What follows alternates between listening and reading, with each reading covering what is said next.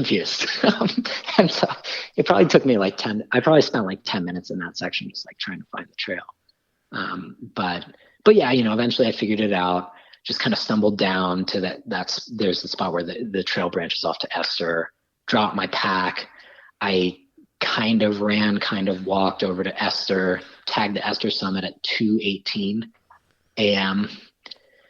and then back over, pick up my pack at 2:54. And then, and I'm like, now it's like really just the last stretch. And I basically just forced myself to run the downhill.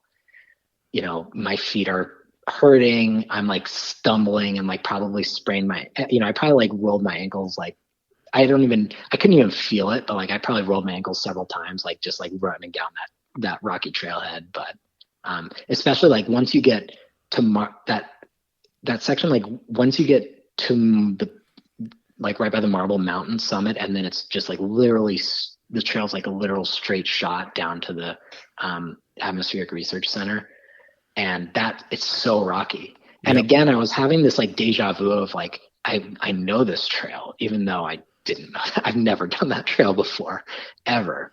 But I had this like surreal sense of like I was kind of running down it, and like it felt like it was, I just knew exactly, every footfall, which, where all the rocks were, and like the exact right path to take. And I think, again, I haven't like really compared looked at like my splits or anything, but I felt like I was really just flying down that trailhead, down that trail. But yeah, and then I reached Marble Mountain trailhead by the Atmospheric Research Center at 3:44. And so then I was done. My wife and her parents, who they had been like staying in Lake Placid the entire time I was doing the trip, but they were there waiting for me. They played like the theme song from Rocky as I finished, and like they had got a finish line like a really vintage finish line banner from the High Peak Cyclery.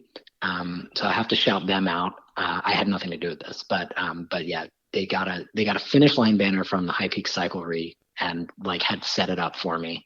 And we're playing cool. the theme song from Rocky as I like, like I could not run, I don't know if you know, but like at the very end, it's like all downhill. And then at the very end, there's like a, 40-meter section of like gradual uphill to the actual road, where the trail ends. And like, I couldn't run that last little bit. And so I had to walk that last section. But I made it up. And yeah. And then there was the food, right? There was like, they had this like amazing smorgasbord of food for me, which was really great. And I just like chowed down. And then I died, and then I just like totally crashed. After that, like recovery was really brutal after that. Like I couldn't sleep. I was like so tired, but I couldn't sleep for more than like an hour or two at a time. My legs just, were destroyed. My feet were destroyed. It was really brutal. It took me like probably at least 2 to 3 weeks before I even felt close to recovered. And then probably 6 weeks until my brain function was like normal again. Wow. That's interesting. Yeah, I haven't heard that. I mean, I've heard from people plenty of times saying they despite being so dead tired, they had trouble sleeping. But I haven't heard it taking people that long to just feel back to normal. But that's fascinating. Now let me ask you this, because you kind of just like went over it quickly. When you got to sure. Esther and you were like on the top of the last summit, did you feel a moment of, accomplishment and like, I did it, or did that not come until you were back at the trailhead? Because obviously you still have to get back to the trailhead, but did it feel like I definitely did. I definitely did. I mean, I was excited, like even on Whiteface. Like for me, summiting Whiteface basically felt like the climax. Okay, sure. Because I knew it was like, that was the last big climb. Like it's the high, it's one of the highest peaks.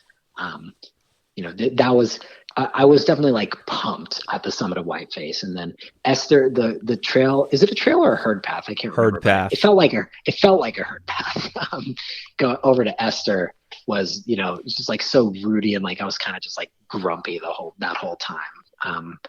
And I was definitely like, it definitely got a little endorphin rush, like when I reached the summit of Esther, but I would say the biggest rush was on the summit of Whiteface. That was when I really felt like I was done. And obviously I wasn't really done until I reached the end, but yeah, of course. But man, those last 3 days were 110 miles and 2 hours and 20 minutes of sleep. Yep. That is a doozy. Wow. Well, congratulations to you, because this is an exciting feat that you tackled. And, as with all of these FKTs lately, I'm sure someone's probably going to break it this summer. It seems like every year, every FKT just keeps getting broken and broken and broken. It's become a more popular thing. But I'm just kidding. Hopefully it doesn't. Hopefully it lasts forever. But great work. Congratulations. That's a great story. And how did you... when you got back home, obviously, how did you recover? Did you have to just go back to work? Like, how did you have that time? As you mentioned, like 6 weeks before you felt normal again. Yeah. So, I mean, I was still in grad school at the time. So well, yes and no. Like, I was finishing up a PhD program. So I was kind of, I was still working, basically. I was still doing research, writing a paper. But fortunately, just the way my PhD program works with my advisor, she was very lenient of the fact that I, was kind of dead. And so didn't, I basically did my best to work where I could, but for the most part, I was just kind of on vacation for at least the next week or so. Okay. Until, and then after that, I started really doing normal amounts of work again. But like I said, it was hard. My brain it took a while for my brain function to really kind of get back to normal. Sure. Interesting. Well, cool, man. Congratulations. It's, Thanks. It's just the fact that you did all of this and you did it just straight up solo, because, you've heard of people doing these unsupported routes, with other people, but to do it straight solo, that's an even bigger feat. And so are you going to do it again? You going to break your time this summer and come back and do it again? No. I do think I'm going to attempt something similar. But I'm not going to come back and do the same thing. Sure. But that being said, I do I was upfront about the fact, I definitely made a lot of mistakes. I do think that this time can go a lot faster. I think it really can go under 4 days. Even just for me, mistakes aside, I think a lot of the, I lost a lot of time just because I had to walk the downhills and stuff. And I think that this was my first time doing a really ultra long effort like this, but I think, kind of intraday recovery from, swelling and foot pain and stuff like that kind of gets better with experience. So I think someone who has, who is a little more adapted to this kind of, multi-day effort could, could really take some time off, just because, if you can still run on day 4, then I think it's, there's a lot of time to be made up. Plus I made some mistakes. Like I said, the omitting Phelps Tabletop Colden on day 2, that cost me at least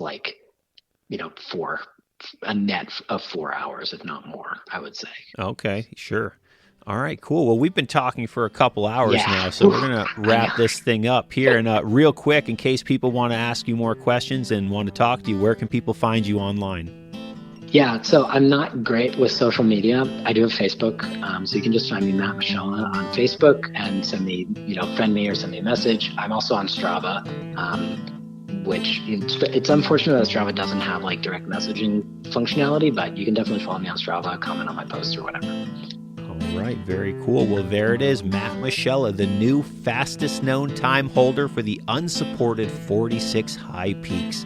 It's always an amazing story, and if you like this kind of story, look back on the podcast. I have many episodes of various hikers' FKT attempts right here on the podcast. And thanks to Matt for sharing his story on the show today. And thanks to all of you for listening. And if you're new to the high peaks or you want some extra help starting on your own 46er journey, check out my new ebook entitled From 1 to 46, A Complete Guide to Climbing the 46 High Peaks. And it is available at 46of46.com. Thanks to everyone for listening again. Check back on Fridays for new mountains, new stories, new guests, and new episodes right here on the 46 of 46 podcast. Remember to always leave no trace, do the rock walk, and if you carry it in, carry it out. See you on the trails, everybody.